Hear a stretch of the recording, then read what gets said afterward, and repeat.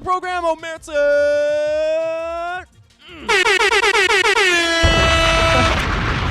Hey yo, what's up, bro? What's up? What the motherfuck is going on? Thank you guys so much for making this happen. Late pass. Vincent. Is it Vincent? Vincent. Yes. Had missed. Thank you. Vincent had missed my DMs asking you guys to do this. I think I messaged him last Friday, and he was like, he's like, oh, sorry that we missed this. And I'm like, it's not too late. Just jump on. So we're just making it happen. It's the year-end extravaganza.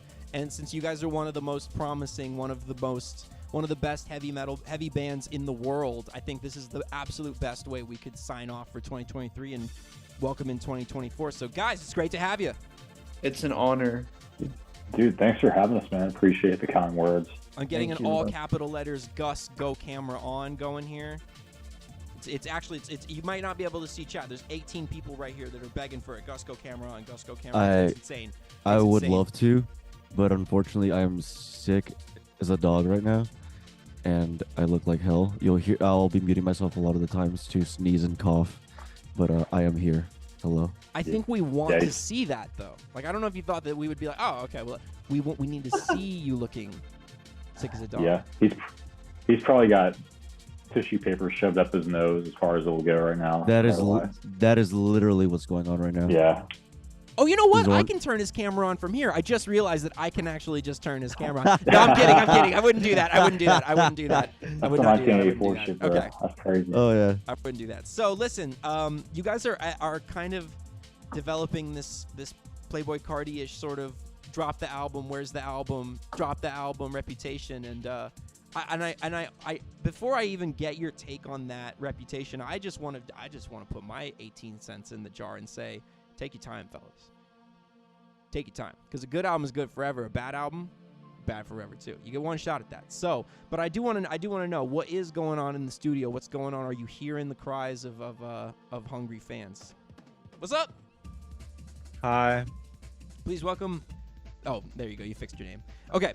Welcome back to the program. Welcome back to the program. But no, the fans do want to know what is going on with the record. I'm hearing rumors of Trippie Redd features and Timbaland's What? doing some tracks. Yo. I'm hearing Wait, it's gonna be Trippie Redd? I'm gonna hear it's a double album. Rumors of 36 Oh, no. songs.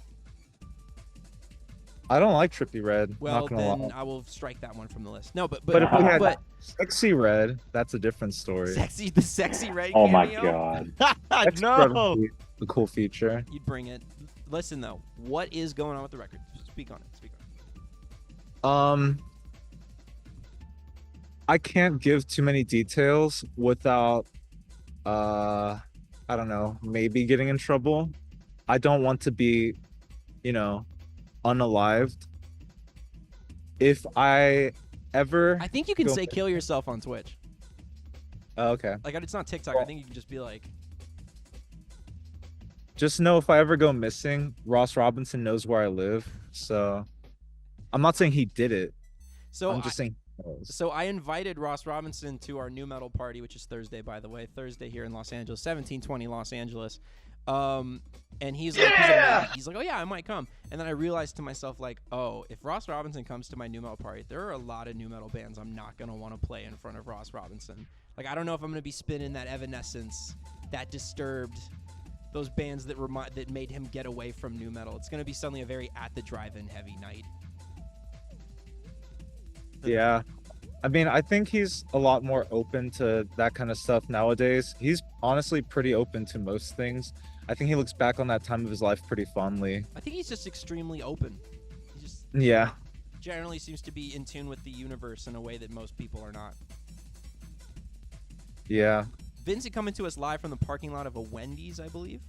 It's a Starbucks, actually. Oh, okay. You know what? And I don't actually want to mean that as like I'm giving you shit. Thank you so much for making this happen, though. Well, it's because I'm staying with my family for the holidays, and I don't want to be in the house talking and then like cussing and stuff. So, yeah. I got to keep the PG. Got it. Okay. Yeah. He's Well- a wholesome man. Well, guys, what else can we talk about here? How was your 2023? What were you guys up to for the most part? They toured. Fucking toured your ass off. Who'd you tour Yeah. with? A lot of touring. 3 months back to back from like May, June, July, like just on the road, grinding it out. Start off May with the Amity Affliction, June we did our first headliner ever, which sick up until the end, and then Your first headliner ever? first legit like long headliner. We did a week headliner back August last year. This is our first like we're going on a headline tour, bringing bands with us, the full shebang. Very But sick. What was very this I heard sick. about up until the end? What was this ending thing? It ended when our van decided it was over for us and broke down in Fairfax, Virginia, and we were stuck there for about 3 days. So we got a rental car Your and van. drove back home. Luckily, we had a tour 6 days after that tour ended in Canada with Counterparts, so we just drove back up there and picked it up and then started that tour. What was the rental car? We had two actually. So we rented a U-Haul box truck to pull our U-Haul trailer back to Houston, and we had I think it was some sort of like Toyota SUV. I thought it was like a Mazda. I don't know. I wasn't in it. I just remember sitting in that U-Haul box truck for about 48 hours straight. It was entirely what it was. What was your main takeaway though from all that time on the road? Like, how are you feeling now? Getting off the road, like are you more like battle ready, just more firmed up? Yeah, I think we've been home for long enough. We were home for about 3 months before we left for the Dying Wish tour. Was only like a week and a half for us. But being home for that time, I enjoyed being home because we were on the road for 3 months back to back. But when we went on the Dying Wish tour, like, damn, I miss touring. Now that we're home again, I'm like, I'm ready to do it again. I don't know about these guys, but I'm ready to do it again. No, It's I'm my ready. favorite thing to do. I love it.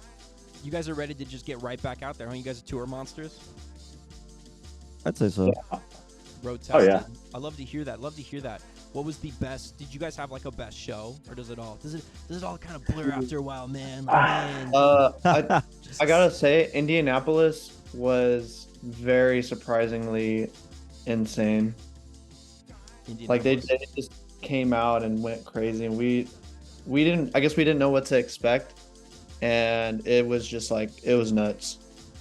When you guys do tours, where do you find yourself identifying with the most? Because I think that it has been a running theme, certainly on this episode, but in previous episodes too. I've just noticed that where the wave of what I would consider to be new metal or in the conversation, it's really hardcore, right?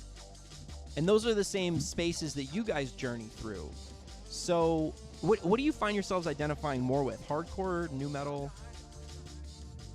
Not that I want to make you guys pick sides, but I'm just curious as to like how that relationship is developing.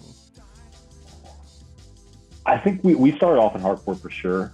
Depending on who you ask, their attachment to hardcore varies for band member to band member. I think I find myself. I think Gus as well. We find ourselves a little more attached to hardcore than maybe some of the other members. We're in kind of like this gray area in between, though. No, you're not.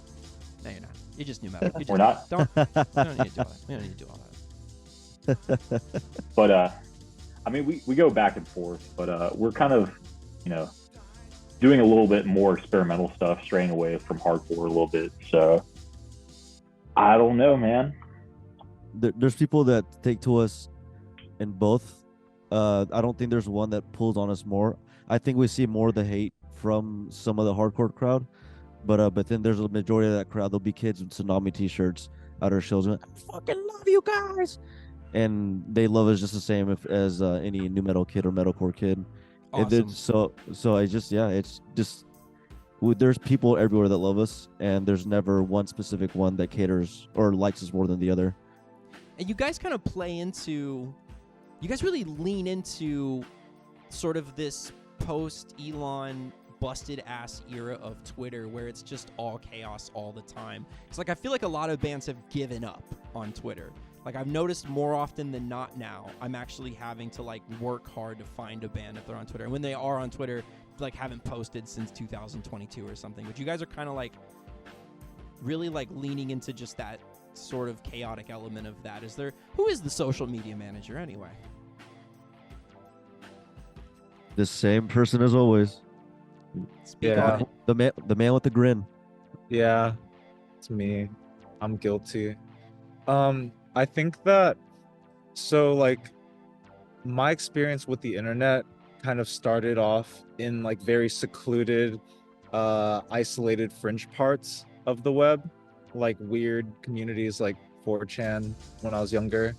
and like random forums about like aliens and shit.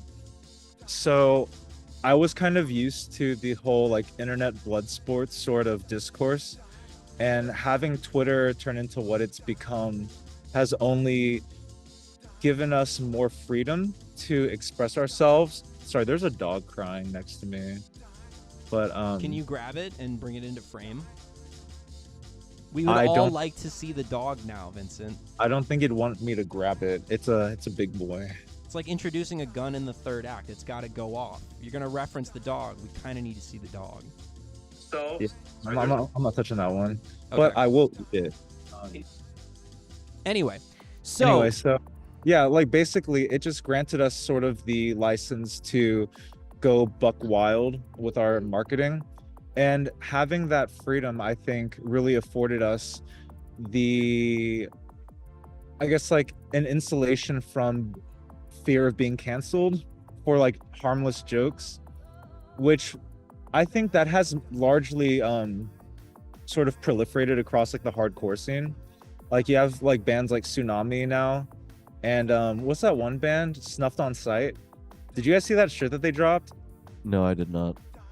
It said something like, God, it was like, I don't know if I can say this word on stream, which but one? I'll censor myself. They said it was like something like R-worded metal or R-worded hardcore. The R word's making a comeback. All across Yeah. the internet, I've noticed that the R word's starting to make a comeback. I'm not, that's for y'all to figure out, but the R word's kind of making a comeback. Yeah, I'm not gonna take all the credit for it, but I will say that Omerta was definitely one of the pioneers in bringing that back. I feel Here's like your Loudwire headline from this to take away from this. It's the Sexy Red guest appearance confirmation, and that you guys are R word metal. I feel like that's just an inevitability. I feel like when the pendulum swings too far in one direction, it'll swing back in the opposite. Same thing with nu metal. Like, I think that if you think about the zeitgeist being so like encouraging of bands that incorporate nu metal and have nu metal influence, you can see that sort of like reflected in the culture like at large beyond just music. Like whether it's like the sentiments behind the disaffected, like very jaded youth towards politics and like social status, or it's like things like this, right, where for so long we've kind of accepted this as like the status quo. I feel like it's gone too far, and younger people are kind of like, you know what, is it really that bad? So Yeah. I'm starting to feel like it's like we've defined the contours of political correctness now so well that people are starting to feel like, okay, can we break these down a little bit now? Like, do we have to live by this exact definition now for the rest of our lives? Or, okay, so, but Right. Speaking of culture, one of the things that stuck out to me just now listening to Anti-Amorous was what I'm looking for, I think, in this new wave of not just new metal, but also just accessible heavy music, the kind of music people can get into, is I think there's this really concerned effort with creating something that has never been done before. Like creating something brand new that it doesn't sound like anything that came before. And that was what I was thinking about listening to Anti-Amorous just then. I was like, the music has never sounded like this before. Like there's been precedents, but it's never come together in quite this way. What do you guys? What is Omerta's approach creatively to like putting together a song? You jam it out, or do you? Oh, we don't jam shit out. Yeah, that's not how this happens. So I guess I can explain that too. I'm sorry if there's like screaming in the back. There's some white girls going crazy because I'm at Starbucks, obviously. They're going absolutely ballistic out there. Is that Vincent Void? Ah! Oh, I wish. That'd be crazy.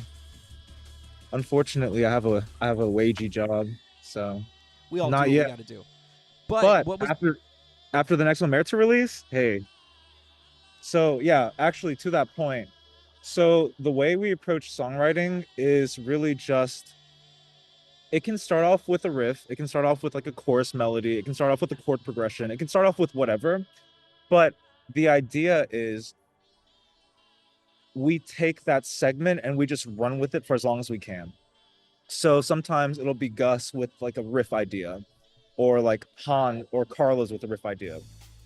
And that will quickly turn into this thing where we extend it out and we're like, okay, how far can we like mutate this riff? And after so many permutations of it, it'll be like, oh, we can turn it to like a bouncy groove. Then we'll change the tempo. Then we'll like add a few like pinch harmonics or like a natural harmonics. And then we're gonna add like some Gojira sweep noises or whatever. Then we're gonna add a chorus here. And oh, I'm tired of hearing heavy shit. Let's put in some electronic shit. I'm tired of drums. I'm tired of guitars. Then we just drop in some crazy shit. And they can also be like, you know, we send each other music constantly in our group chat. So it'll be like, yeah, I've been listening to a lot of like J-pop recently, or I've been listening to a lot of like R&B recently. Cool. Let's throw that into the song. Like, what songs have you been listening to? So we'll get some songs that we've been really into and see if we can like find a way to make it work. So we're like, oh, we have to write a chorus. So the chorus needs a chord progression, needs a melody. So fuck it, let's just see what we've been listening to, see if there's anything good there, and we'll deconstruct that and reinterpret it or recontextualize it for the song. And 9 times out of 10, it just works. And if it doesn't work the right way, we're like, okay, we'll keep that idea and then we'll find a way to bridge between these two ideas.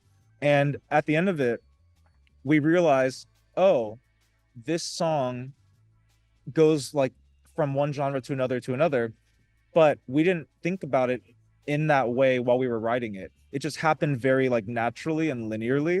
And then when you listen to it as a whole, because we thought from one idea to another, how to bridge between them or like how to transition or flow between them, we weren't really like conscious of just how many bases or genres we were covering. And at the end of it, it's kind of like, oh shit, what did we create? And I think that that's the best way to write, this sort of like stream of consciousness approach to songwriting that I think has been kind of like, okay, I'm gonna sound like a hater, but I feel like it's been supplanted mostly with like people trying to nostalgia bait and like, oh, what is a conventional hardcore riff or like beatdown groove or like what is like a good metalcore riff? And you hear shit that like Killswitch Engage made like 20 years ago, or like As I Lay Dying, or you hear like, you know, old Boston, New York hardcore being like reinvigorated with like newer production, I guess, and newer vocals, but it's the same shit. And like, even if you make it a little heavier, you add a little more bit more breakdowns into it, I don't hear like, I guess I don't hear the sort of like music that is contemporaneous to the music that we're creating right now. So if we're making metal of 2023 or 2024, I expect to hear the sounds of 2023, 2024 from other genres being incorporated into it in the same way that new metal incorporated the times or the sounds of that time or that time period, the hip hop of that time period, the electronica of that time period.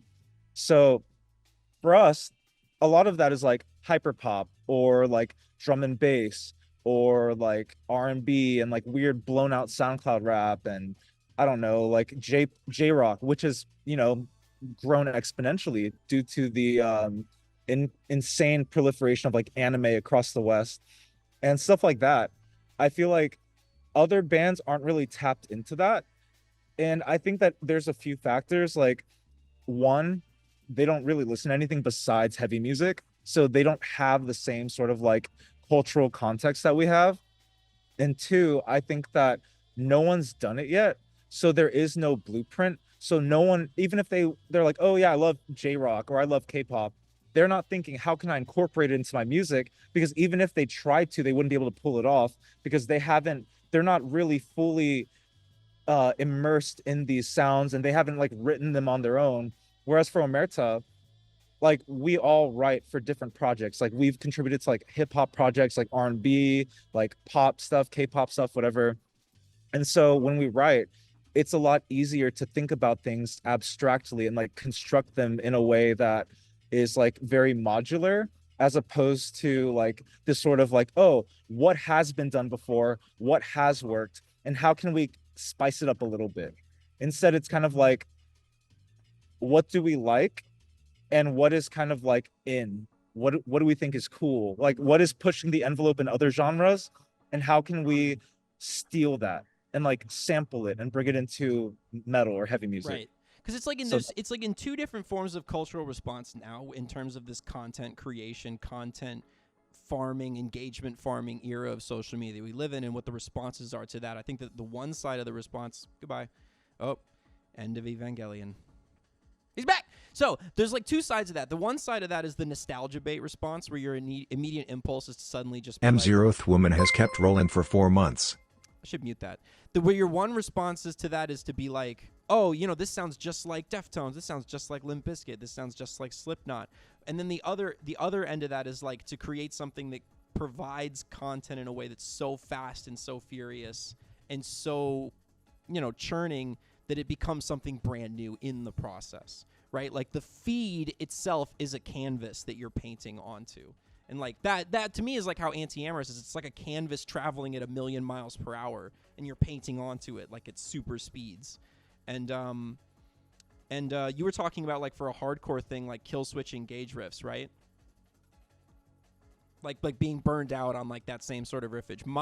As far as new metal goes, when people send me music and I click play and it's immediate like some Chino type singing or like a Deftones riff, I'm just like, oh my god, I can't keep doing this with this shit. Like that is like the ultimate played out reference, is just being like, well, it's like Deftones but more shoegaze. Okay. Or it's like the Slipknot riffs, like the 012, 01, 012. No. I'll never get tired of the 01201. The 01201, the 010 12 0. No, I can never get enough of those. I can't endorse that one. I'm just tired of. I think people rely a little too much on the add nines, drop C, drop B type riffage. However, okay, I digress. One of the things that on Anti-Amorous that really jumped out to me that I don't think I'd ever heard on an Omerta song is Gus really finding his singing voice.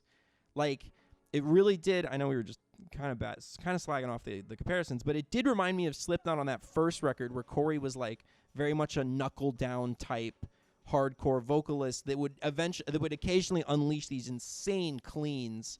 And Gus, I'm just wondering, like, what was that process like, finding your singing voice? I know you have one right now with your sickness here. If you could just hum us a few bars. Yeah, no, it'll just be a bunch of voice cracking and disgustingness and mucus. But honestly, it was just continuing to see what worked for myself. Like, I had all these vocalists that I admired and loved. It's like, I love this about their voice. I love this about their voice. People like JC Chazé and Justin Timberlake, even Keshi, and just all these R&B or like pop singers. And I was like, I love these voices so much. And I would sing their songs, and eventually in trying to imitate these voices, I realized that, you know, this doesn't sound good. You have to sound like yourself. So I just sing these songs in the purest form of what would be my voice, and that's what would come out, is what you hear on Anti-Amorous and songs that you'll hear later on. Is just, you know, practicing the singing and getting comfortable with my own voice, because it is awkward, like, because as I told you before on the whenever we spoke in April, we didn't know if I could sing or not when we did Garbage. It was just kind of on like a thing like, hey, we should need some singing here. Can you do this? Like, we'll see what we can do. Okay. Sorry. I have to interject. Go ahead. Yeah! I always thought he could sing. There was a demo that we recorded. It was the first time we were writing for New Omerta. So I think it was like 2018, right, Gus? Yeah, somewhere around there. Eyes? Man, I forget about this song, man. Why So you do this he to was me? just the guitarist. He wasn't the vocalist, but he was doing backing vocals. And he was just doing this like pre-chorus part. It was just a really brief thing. But when he did it, this motherfucker like effortlessly hit every note. It was like there was vibrato. He was doing like the vocal runs and shit that I wrote in. And then there was this part in the chorus that he had to sing. And I wrote the melody in MIDI. And I was like, oh, can you sing this? And he's like singing the melody. And he's, oh yeah, I got it. And he went to the booth and he started recording it, but he accidentally did it an octave higher, like didn't break a sweat. And it sounded insane. It sounded like Dragon Force. It's like those. It's kind of like those American Idol auditions when they'd introduce someone, they just be like, "Oh gosh, just little old me, you know. I don't really sing at all." Then they bring him in, they're like, "Whoa!" And everyone's like, "Oh, literally. wow." So Gustavo's actually always been like, I'm a singer, but just kind of. He's had the potential for a long time. I think it just never was something that he realized he could do. So once we got him like confident in that, he just started going hard on it. And dude, honestly, okay, Anti-Amorous, sure, he's got pipes. The song dropping next, blows it out of the water. Oh no, we got the promises. I'm feeling some leakage going on It here. sounds crazy. His singing on that song is nuts. What's the song called? It's called Charade. It's called and Charade. It's featuring me. I saw someone in here. I saw someone in this chat box right here letting people know, yeah, Baja Blast 76. People aren't going to sleep on it anymore. Once Charade drops, have you been sending this song around? Have you skipped me on the press list? Am I off your press We haven't list? sent anyone this song. Ooh, how do they know? So, the Gustavo solo album rumors are already flying, huh? R&B Gustavo. Gustavo Loverman mode. It's definitely been a thing that I've We've kind of talked teased. about it. Oh yeah, it's been teased a couple times. Oh, you've been playing Charade live. You've been playing it live. Yeah. Ah, got it. Now I got to look that up as soon as I'm off of here. So, all right, awesome. That's fucking awesome. So in addition though, I think that what is really fascinating to me though, once like your vocalist unlocks the ability to sing, and I always like struggle to approach this with people because I feel like there's sort of a residual wariness around the idea, especially if you're like in a more of a hardcore tradition. But have you guys tried or given any idea or thought to the idea of like, maybe writing a hit single? Charade. That's what this next song is. That's what Charade is? That's literally Charade. Yeah. Meeting adjourned. I'm gonna go look at it. I need to hear this now. Actually, okay, to be honest, I think that this might be one of those songs, but Ross said that there's this other song on the album that he thinks is the one. But to be fair, there are a lot of banger choruses on the record, so I don't know. What do you guys, what is, I'm always telling people, whenever I get the chance to speak to musicians in any capacity, I'm always like, just shoot for the fucking moon. I don't care what kind of music you make.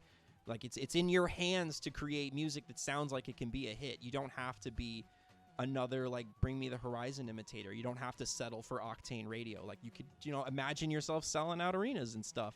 And I'm curious as to, like, what is Omerta's idea of success? Like, what's your ceiling? There is no ceiling. You can't say that. I'm going to say it now so you can't say it. I think everyone has their own idea of what success looks like in the band. I don't know. Maybe Zorn or Danny or Gus can go.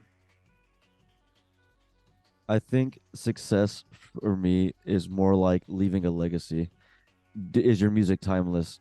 Did it leave an imprint to where it's undeniable? Can the first 5 seconds of your song be played, and is it instantly recognizable? And no matter if someone is a fan of your music or not, they, tip their hat toward you. And, I may not like this, but I respect them. And they started a movement, or they were a part of something bigger than just playing these songs live and, making the music. They truly started something here. Yes, of course, being able to support myself, my family, and stuff like that is obvious. But I think that success is more than just that. It's being able to create a legacy. But a gold album would be cool too. That'd be great. I'd love that. But as long as, hey, if we create a legacy and people are completely immersed in our songs when they listen to them, if they feel like they can't do anything else but enjoy these songs and they're full the way they're supposed to be, then I don't want it, man. One of the greatest things about Omerta, and there's so many, it's not good background music. And that to me is like when I think of like nu metal and rock and stuff, it's like nu metal is terrible background music, Like you can't put on Korn and just ignore it. You got to like engage with it. Like it's weird, it's funky, it's loud, it's brash, and like Omerta is not something you can just like sneak onto a rock playlist on Spotify. Like it jumps out at you, it grabs you, it holds you by the collar, makes you pay attention, and I think that's why you guys are going to go triple platinum this year. We talk about that all the time. Like we've talked about how much we hate this like weird trend in music nowadays where it's all about the vibe. Like albums are just like these vibe playlists, and people experience. I'm so sorry to cut you off, but I have to say this. I just saw an article today about how shoegaze is back and shoegaze is taking off, and shoegaze is a big thing again. And it's like, and obviously it's like, and the resurgence is owed very much to TikTok. And I'm like, yeah, because it makes for good background music to TikToks. Like, that's sucks. why it works. It's wallpaper. Like, awful. You're looking at the TikTok. You're not listening to the damn song. Like, come on. What are we doing? Yeah. What are we doing here? No, yeah. That's literally it. I mean, when you think about hip hop too, like the change in the sounds of like rap and hip hop, over time have largely become like, it's become more like docile, more like, I don't know, Because innocuous. we've ceded the power from artists to platforms. It's like we Yeah. have to. It's like 20 years ago you'd make your entire album about how MTV is this piece of shit and you hate everyone on MTV and you want to kill everyone on MTV. And now it's like we can't swear on our lead single or else TikTok won't put it on their algorithm. Yeah. Like we have completely put the power in the hands of platforms. We are at mercy of tech. You know what I mean? And I feel like that sort of meant like the fear of tech being this like overarching like big brother, like unstoppable panopticon, like basically taking all authority away from the artist, is something that a lot of artists should probably let go of, even if it would be dishonest or like untrue. As in, like, I think that is the case, right? Like, I think reality is that we are at the mercy of these algorithms, and these algorithms being largely comprised of like AI driven bullshit, but and not human curated stuff. But I think that, sorry, there's a car. Okay. Anyway, yeah, I think that you kind of have to disregard that. You have to ignore that, because I think if something is good, no matter if it's going to be curated by AI or like whether you're trying to game the algorithm a certain way or whatever, if it's good enough, if it's loud enough, if it's bold enough, people are going to pay attention because they simply can't turn away. So to your earlier point, that's kind of the approach that I've taken with everything, like artistically and musically, since my own band disbanded.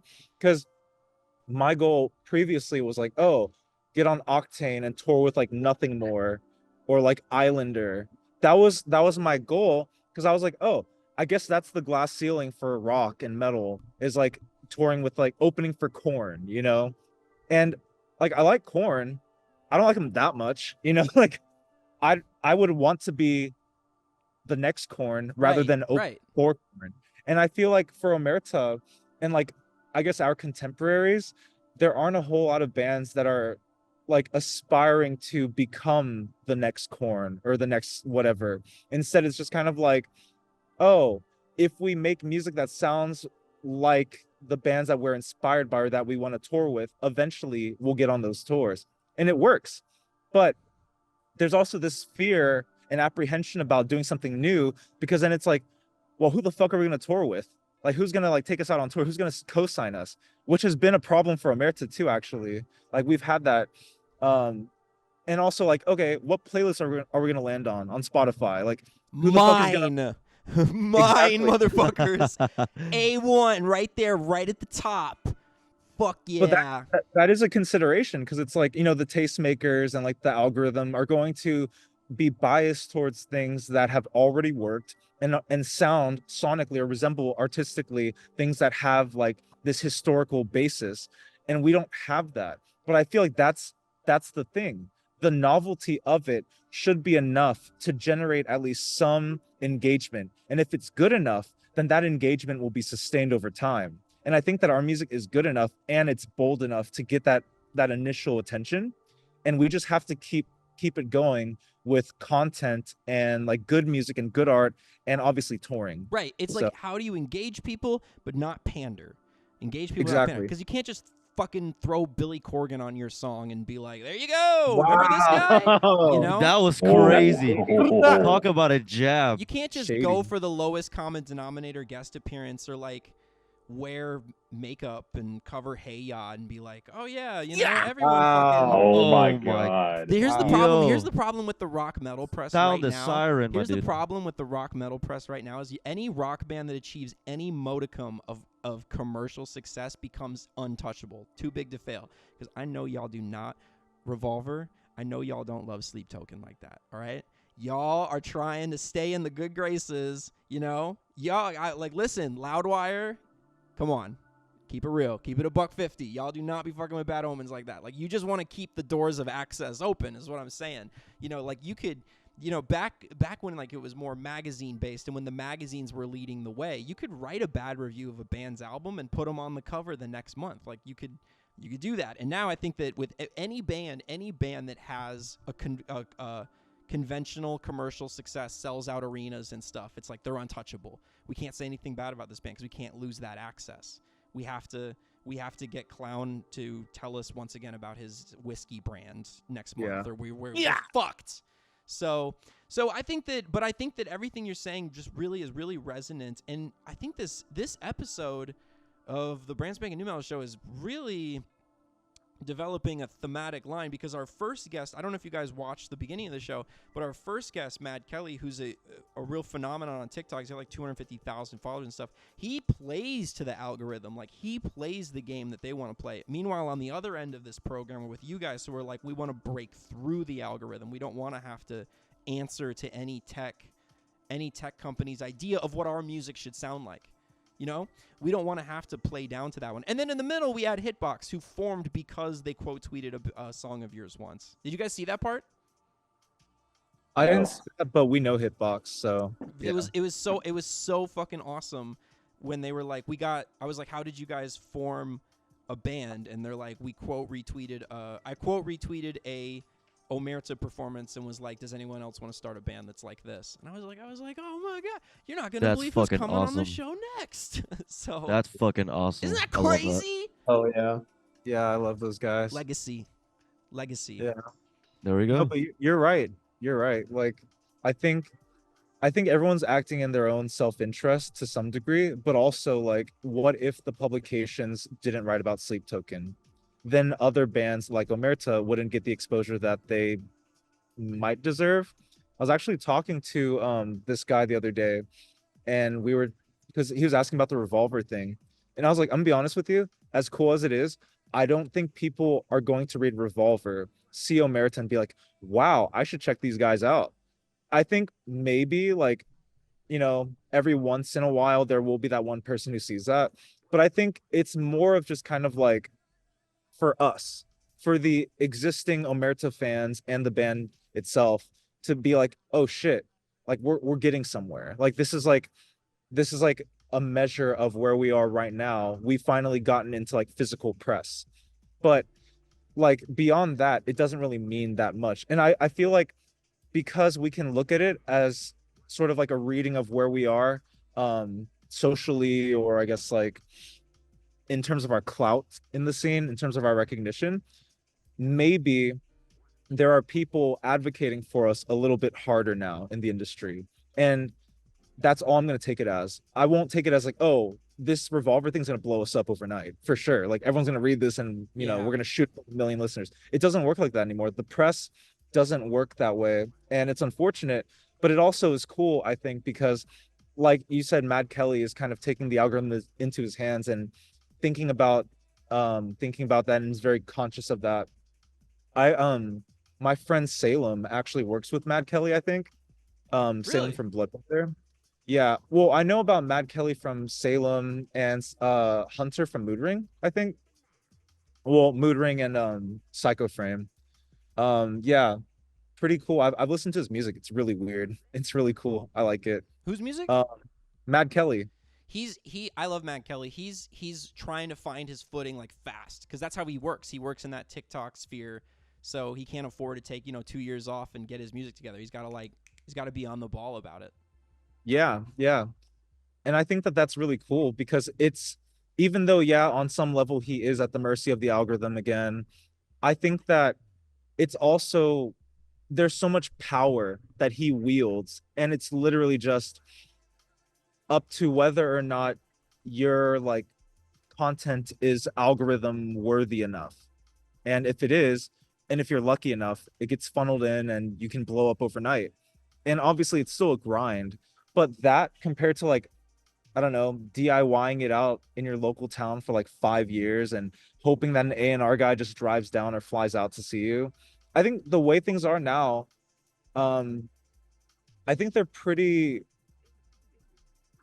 I don't think it's ever been easier to make it in music. At the same time, I don't think it's ever been as unsustainable. You know what? That's what I was gonna say. It's like it's never been easier to make it in music, but the thing is that since so many people can get on the boat, the floor is way lower now. Exactly. way lower. So Steve Albini wrote this this article. Steve Albini, super producer, rock producer. He wrote this article in the early '90s about how the predatory record industry was signing bands, putting huge amounts of money into like their recording budgets. Like they would book the biggest and best studios that they could, and all that money was coming out of their advance, and then the big music video and all that stuff, and then it underperforms, they get dropped, and then they owe all that money. But to me, it was like, what my takeaway from that was, it was like, but you still got to make the big studio album. Like, we're also in debt, but we don't get the big studio budget. We can't post up at NRG for 3 months like we'd like to and cut a record. Like, at least you got the $5,000 microphone experience. So the floor is just so much lower, because it's like, raise your right hand if you have a day job. I'm raising my hand. Can you believe I don't? I don't know how I do it, folks. But like, look, like the members of Omerta, one of the greatest metal band working in the world today, have to hold it down with day jobs to support themselves. That is fucked up. That's time and energy you could be spending making music, and instead, we got to have you guys at Kinko's, working the desk. It's crazy. So I think that's, really what I just spend most of my time lying awake at night just trying to get off my mind is like, how do we get past this stage where artists can't just focus on their art the entire time? It's just not fair.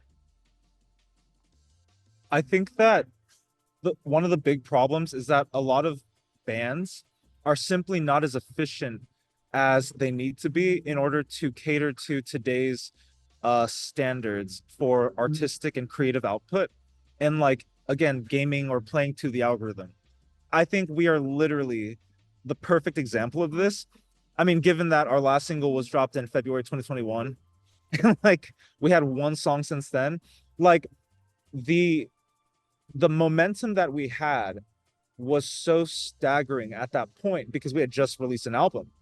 But things winded down so quickly. Whereas before, I'm talking like early 2000s maybe, bands could drop one album, tour off of it for forever. And like, if it's a good enough album, it'll grant them opportunities regardless, because you have things like music wasn't as accessible back then. You didn't have streaming, so they would have to go out and buy the CD. A lot of time they didn't have the CD, or like they'd have to catch it on the radio. Like, people can literally just wake up, turn on their phone, open Spotify, and just jam music for hours if they wanted to. And there's no reason why they should listen to your band over anyone else's, unless you're constantly invading their release radar or their Discover Weekly and just plastering your name all over. And I think that bands just move too slowly. We need to find a way to make it more efficient. I don't know if that's like production thing. I don't know if it's like a songwriting thing. I guess it varies from band to band. I know for us, it was kind of like, we have the music. We're just taking a while because we're building other things adjacent to and complementary to the music that will be released like all together. So, like, we're setting a stage. But had we just dropped this shit, like, I don't know, 2021, 2022, who knows where we'd be right now, right? Like, they probably wouldn't be working 9 to 5s, but at the same time, would it be as memorable? Would we leave that legacy like Gus was talking about earlier? I don't think so. Right. I think that that's the difference between like what bands could be doing to make a sustainable career versus like that, like the refusal to compromise that artistic integrity that I think a lot of us still hold on to. White girls? Is that white girls in your Brown girls. Oh, okay. Canceled. Yeah. So the thing about like sustainability and stuff. Okay, well, let me check about this one. You're talking about like music as content, and something that really agonizes me about the music as content. So like, for instance, Drake just like broke Michael Jackson's record for most #1 singles or something, but it was like, yeah, you broke it with the song "Slime You Out." Does anyone remember the song "Slime You Out"? No, that sounds stupid. I've never heard that song in my life. Me either. But it went to #1. Anybody? How did that happen? Is it like on the radio? because he gamed because listen, when you're a Spotify streaming artist, right? Drake has like 50 million monthly listeners or something. So Drake puts out another song, it gets shipped straight to like 50 million people all at once. That's not fair. You can't compete by that. Like if you wanted to have a #1 hit in the 1990s, you had to have people play the song on the radio, people listen to the song. Now in like Spotify, you can just ship a song to 50 million people just like that. Just click a button, 50 million people have your song. You can't put those on the same level. So, but really, it's like even an artist like Drake, or to an extent an artist like Taylor Swift, or any of these people, they're all content creators now because they just got to keep shipping product to people. They got to re-record their old albums. They got to drop surprise singles. They got to do more projects, and it's like, I just want to give you guys each $130,000 and be like, take your time, make the album at your own pace. Get it done when you got to get it done. Because it's like, it just sucks to think that we all have to fight our way upstream like trout against the tech companies and what the tech companies want us to do. Doesn't that just sound like the worst form of music ever? The idea of what a Spotify executive thinks a good Omerta song should sound like? Honestly, I think that'd be pretty dope. I'm not hearing How would it. you even? Because how would you even describe an Omerta song? Well, okay. To be fair, you haven't heard the new stuff besides Anti-Amorous, which is like the most accessible of the new songs. So What? I I thought the think hit single was coming up next. yeah, that's like the crazy. It's not accessible. It's definitely It's just like a hit. it's got the potential to be a hit single if people are open-minded. I can't wait to hear Oh this. man, But what I was saying is just like, how would you even describe, like, guys, how would you describe Charade, right? It's you like, can't.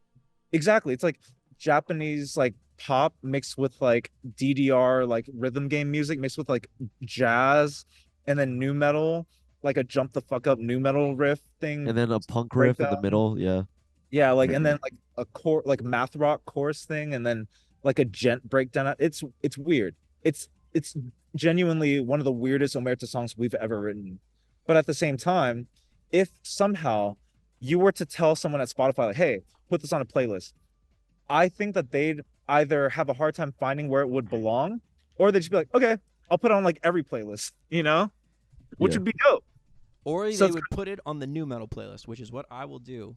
Fuck Spotify. You hit me up. You hit me up. or they'd make a new playlist for it. Oh yes, the Altogether. Charade play Charade Radio. Oh my Charade God. Radio. Charade Radio. But I think that that's where we kind of like identified a lot of the pain points in this gamification of music as content. And I think that whether or not you want to play that game, you can't avoid it. And we've tried to avoid it for so long while also being like conscious of how it's been affecting our career and like slowing us down and like honestly making our lives way worse. But I think we've been building a system wherein, we can be efficient, we can be lean, where we're songwriting, we're making art, we're making merch, whatever, and we're just pumping it out. It's taken a while to sort of like recruit the arms and the legs for that operation. But now that we have the pieces in place, once we start the momentum for the next release, it won't stop. And it's just going to keep going. And it's not going to it's not going to start with it's not going to stop with this album. It's going to keep going and it just won't stop. Because I feel like if there was like an AI tool, like a chat GPT assisted producer, that would be the best thing that could ever happen to metal musicians, period. Imagine how easy it'd be to just pump out songs as a band if you had like chat GPT assisted like production. Wouldn't that Or wait, wouldn't that also kind of hurt? Because then it's like you don't have to think twice about it. You can just you don't have anyone giving you the. I mean, you can't be slagging off producers. You're the one that knows Ross Robinson, not me. I also know Ross Robinson. Why did I even say that? Sorry, I've been streaming for a very long time. The neurons are not neuroning. I would be okay with that if it meant making the artistic flow more efficient, more like if we could catch up to other genres and to other forms of media, then we could, because I think that there is clearly a demand in the market. There's like a gap in the market for this kind of music and art, like very edgy, very like disaffected, very I don't know, like substantial, has a lot more meaning than more like shallow forms of music and art nowadays. It's more sincere, I guess. but it's just so inefficient. There are so many channels that make it so slow. Like the labels in metal are so slow. Like major labels do not give a shit about metal and rock bands, so they will lag behind and prioritize all their pop artists and whatever, and be like, oh yeah, we'll get to that metal record in like 6 months. If there's like an R&B record that drops with like a song labeled incorrectly, or like they want to change the mix for it, they'll get that shit sorted in like a night, Yeah. an hour. I don't even know how they do it. But for metal bands, it's like, eventually we'll get to it. My Nah. my band was like, we had a song named Crow when our song is called Crows, and it never got changed. And I complained to Universal like 10 times over like 2 years. No one changed it at all. I don't think it's been changed still. It's crazy. Like they don't give a shit unless you're Sleep Token, like you said, or Bad Omens. Oh, You the know? endlessly disrespected legacy of oh my Dark Complex. I've got something waiting. I've got something ambushed with you over there. But hold on, we got some questions. We got some questions coming in here. Coming off chat. I want to give chat a chance to speak. First of all, from Mr. Rager, it's not a question. Well, it's not a question, but tell the gang. Diego from Canada says he loves them and hopes they're all doing well. They'll understand. Shout out Diego. Great That's the dude. boy Diego. right there. Love, We bro. love him. Viva la Raza. Has Omerta Yo. read? Nope, not bothering with that. I can't even. Baudelaire's Simulacra and Simulation. No. God damn it, Riv. Baudrillard? Record had asked them what they thought about Boundaries, who they toured with them. I think they they're toured asking about them? Baudrillard, the philosopher, Simulacra and Simulation. There you go. There you go. There you go. Yeah, I've read it. The redemption of I have. Riviera. Would Omerta ever collab with CU Space Cowboy? Yeah. I could see it. I could see it happening, possibly. We love them. Can you ask them, Gunshot, can you ask them why they scrapped one of their songs called Wrong Speak? Had this question for so long. It's not scrapped. It's just sitting in the vault because we want to rework it, and we felt like it didn't fit with what Suicycle has now become, and so it'll be used for another release. It'll probably sound completely different because it's just we keep evolving, and so it didn't fit Suicycle. So maybe it'll fit the next release, and if not, it'll fit the release after that.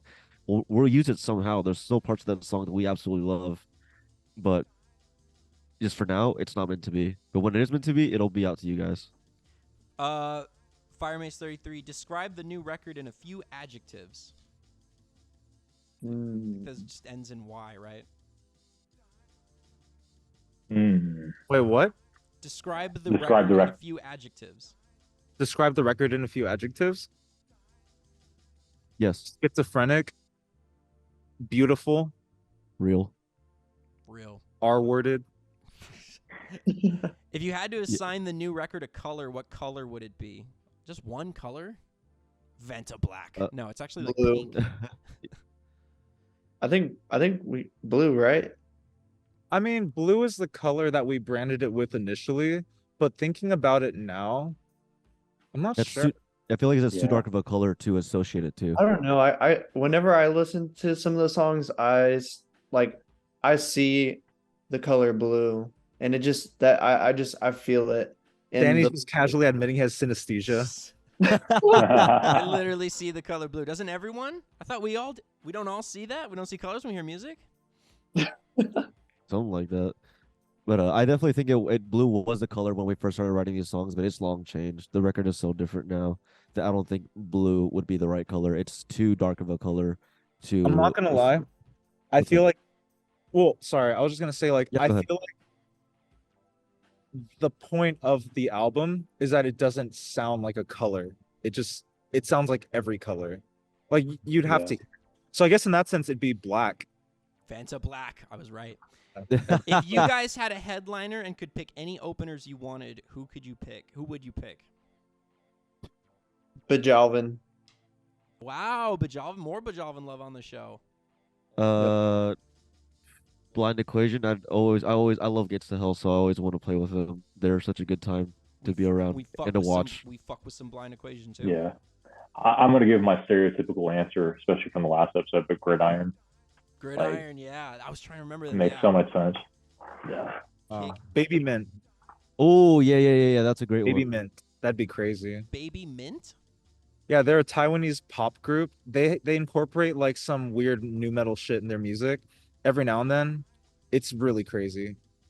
I described it to Vince recently because he had re-put me on last week, and I told him it feels like I finally understand what other people feel whenever they listen to the new Omerta record. Yeah, it literally sounds like a girl group version of Omerta's new music. It's crazy. Well, guys, we are about to wrap this, but before we do, I have a special surprise here for Vincent Void. I have a review from Stereo Gum, September 21st, 2016, by Phil Freeman. Oh boy. Oh no. The worst new band in America reminds us that new metal's not going anywhere. Last week, the worst album of 2016 arrived in my inbox. Dark Complex's Point Oblivion is the absolute bottom of the barrel. And I'm going to skip ahead because I like this part over here. He just really badmouthed the shit out of this. You've read it. Have you read this one? Yes. Of course I've read it. I don't know if you've been reading your press. Dude, okay. Seriously. Hold on. Let me just tell you something real quick. Of course I read it. It was everywhere. Like it was on the Houston subreddit. The subreddit for my city. They literally there was a thread of talking about, oh, Houston's Dark Complex was named the worst band in America, blah blah blah. And every comment was like, this band fucking sucks. I saw them at whatever venue like in 2013. They're fucking trash. Awful. Seriously, I'm quoting. It's 2016. How and why is nu metal loathed by virtually every music critic since its emergence and routinely mocked by metal and mainstream rock fans alike survive? Didn't we as a society grow out of this sometime in the last 17 years? No, because you were fucking wrong and Dark Complex was fucking right. And I think that if you get to have any vengeance upon those that doubted you, it's that you were right and they were wrong. Like, you were just, man, you were so ahead of it. You were so ahead of it with the Dark Complex album, huh? What is your? Can I ask you actually? What is your relationship like to that era now? Looking back, listening back, because it was, man, you really got the slings and arrows, didn't you? You were like our Jesus Christ. You were crucified for the sins of nu metal in 2016. Okay, so I mean, obviously, I think about it a lot. I reflect on it, especially when I think about what I'm doing with Omerta right now, and I think for me, it was kind of like a really humbling moment in my life because I was really young when I did Dark Complex. Like I was literally in high school. And when all that shit started happening, I felt like we were on top of the world with the Widow EP. And then Point Oblivion was like a logistical nightmare with so many people that were opposing my creativity and whatever vision that I had for the album. And it was just snuffed out completely at the end because I had all these old people saying, hey, you can't do that. We won't make money if you do that. You're not going to make money. And I started thinking, wait, money? Oh, fuck. I haven't thought about that. What am I going to do if, no one likes what I make? And I wasn't thinking about that prior. I was just thinking like, oh, I'm going to make dope shit. But all of a sudden I had this sort of like existential realization and I started thinking, fuck, I need to tour with Nothing More in this moment, New Year's Day. And I've never heard any of those bands. They're all like butt rock, like, Red State Rock Festival bands. I don't care about, I don't hate them, but they're not good. But I listened to them obsessively during that period of my life because I was like, I need to be as good as them. I need to be catchier. I need to be more accessible, whatever. And like working with my producer and the label, you had all these people basically yes manning you saying, yeah, you're going to sell out more. Do it. Catch your courses. You want to sound like this. You sound like that. Yeah, do it. It works. It worked 20 years ago. It's going to work now. And to be clear, it does, but you need the right people in your ear to tell you that. Well, I think yes, but also one of the biggest issues was I don't think we had enough of a unique offering for it to justify its existence separate from like nu metal of the early 2000s. As in, like, I think we literally did not reinvent the wheel, like we just did it again. And it wasn't at a time where people had these like this sort of like nostalgic appreciation for nu metal in hindsight. it was still like, oh, new metal's fucking trash, whatever, which is still the sentiment, right? For like music snobs and whatever. But normies weren't like savvy to new metal at all. Like they weren't even aware that it was a thing. Zoomers were still in like elementary school and like middle school. So they hadn't yet gotten old enough to be like, oh, wait, this existed like 20 years ago. Wow, this is dope. So it was a really awkward time. And it would have worked if it had been more novel. There was just no novelty. And I think that that's where I really jumped the shark with it, because I didn't offer anything that other bands didn't already provide to these like millennials that were at the age that I was when I was like writing, producing, whatever. But they had already gone through the new metal thing before, and Zoomers were way too young to appreciate it. So like I was basically targeting an audience that didn't exist yet. And the only people that would listen to it were too old to appreciate that I was trying to go back in time and experience or like relive this era that I was too young to experience. So, you know, with Omerta, it's kind of like, okay, clearly new metal's back, but also like we have to do something different, something fresh, something unique, and not just like, you know, go through the slog of new metal and make Cold Chamber 2.0. So I think that that fear of like stagnancy or like lacking innovation or novelty is constantly inspiring and motivating me to force us to think as like progressively as possible, even at the potential even considering the potential consequence of it just like not hitting or not landing. So that fear, at least for me, is kind of like the only thing in my way. Like, oh, will people like this? Most of the time, if not all the time so far, yes, people have liked it.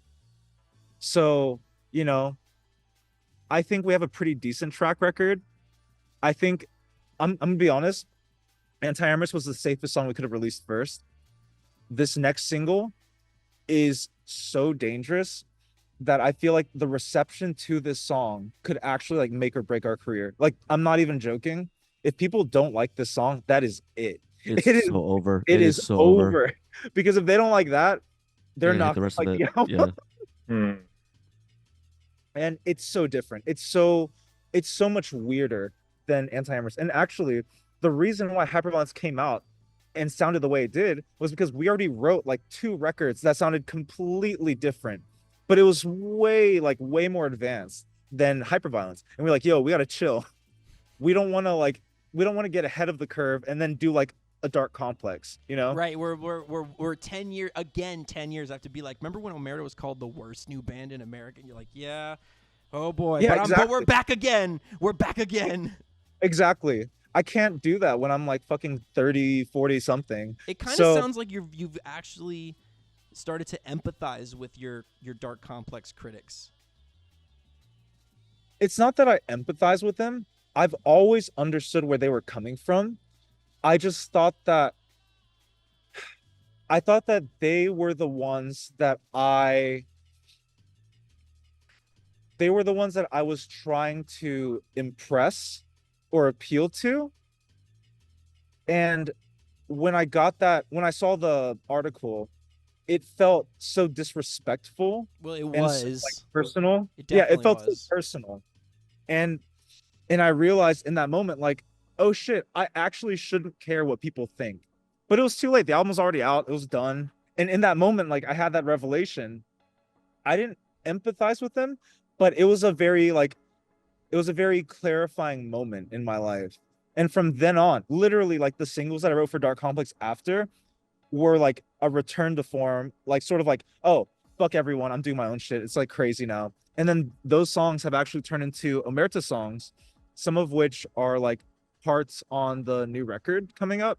Like, they're literally like Dark Complex songs that were scrapped. But it's just so much more advanced. The Dark It's so much Complex more out Renaissance is upon us. Reunion tour. I mean, I genuinely think that people will like this, like the new stuff, but the only thing that would ever like make this whole thing fail is if people are not ready for it. Because I know it's good. I know it's not I bad. got you guys. No, people are ready. People are ready. But is I don't know. I promise. Can we show you the Hey. song? I'd be down to do it. send Y'all it? wanna Can put you send it it to me right right now? now and I'll pull it up? I'll set up my Oh, drone. wait. When you play it, will people hear it on stream? Yeah, I would add the window. You don't want that? Do you not want that? Can you just like I don't know. I I'm don't want scared. people like record this audio, Yeah. you know? Well, that's what I'm doing. Can we just give it to you and would you like react to it? Like blind, like I have the headphones on. I'm just like this. Yeah. No. Yeah. But if you send it to me, I'll certainly listen to it on my own time. So no. I'm gonna calm chat down. I'm calming chat down. No, we're not doing it. We're no leaks. No leaks. That's not how the Brand Spankin' New Metal Show works. I'm not here to fuck up people's relationships with their business partners and whatnot. Okay. I'll send you the draft of the music video that we have right now. Whoa. Oh, let's go. Yes, sir. You get to experience it in its full. I'll be releasing Yeah, that this is- on Patreon. No, I'm fucking. I sent you the link on Twitter. Yeah. I really want to get your opinion. Okay. No, I'm not watching this on stream. I can't do that. Everyone's just looking at my face. That's so. But I will be on that shit as soon as we're off the stream. So, but I do want to start winding this down. I'm really excited about this. I do want to start winding this one down. Of course. Omerta, Vincent, I just wanted to thank you guys so much for the contributions you've made to the art form, contributions you've made to music. Vincent, I don't think with the strides you took with the Dark Complex project, if you hadn't done that, I don't know if this would be happening today. I think It would not. I think that you kicked the door down. You kicked that door fucking hard. You kicked that door. You had the hinges rattling on that motherfucker with that album. I swear. So I really appreciate what you did, your cultural contributions, and I appreciate everything Omerta has brought to music since you guys have hit the scene. And you're the best in the world. It's just time for the world to understand. Thank you. Those words mean a lot to us, man. Yeah. Thank you so much, man. So it was an honor having you guys. 2023, that's about a wrap. 2024 coming up. I'm excited for us all to have a much better 2024 than we had a 2023. Do you guys want to do me a favor, though? You want to endorse just one new band that was doing it for you in 2023, just to discovery or something, so people can go check it out? Ooh, new band? See, I gotta think about that. Because there are records that I loved. Absolutely. No. loved. You can just name records, too. Records that came out in Records? 2023. Okay. Songs, anything. I'm like gonna that. say my heavy record of the year, and I think Zorn can agree to this. Pain of Truth, baby. Shoo. That record was hard. Pain It of is Truth sucks. Yeah. By who? that. No, Pain of Truth. The record, the band Pain of Truth put out, Not Through Blood or something. I think that's the name of the record. You haven't heard Pain of Truth? Slacking. See, that's why we do the show. Now I get a new band to check out. I don't know. There are so many. I feel like Circuit was one. If you guys remember that band. Yes. Yeah. I remember that band. Circuit, super sick. Like Fear Before the March of Flames, Heavy Low Low Worship. Let's see. There was that Cauldron record. Oh yeah, that was Right right. in the City. There was X Nomad X. I think their record was really good. Do you guys Yeah. like that? Yes, I remember you sending it, and me fucking with it. Yeah. Awesome. Primal Horde, right? Primal Ooh, Horde for sure. Yeah. Primal Horde. Ooh. Primal Horde, amazing. Scalp released a record too. That band's awesome. Yeah. Oh, and Crippling Alcoholism. That was this year. I Yes, thought that was yes. last year. Wait, is that a band or is that a Alcoholism. condition? Oh wait, no, it was last It's year. both. Hey, It's No, both. it's a band. Yo, shout out to Crippling Alcoholism. The band. Yeah. The band. A lot of great stuff there, though, guys. Yes, this will be available later. I'll put in this episode up somewhere. But once again, thank you so much, Omerta, for making it to the show. Thank you for having us. Thank you so much, man. Peace out, guys. We will be in touch.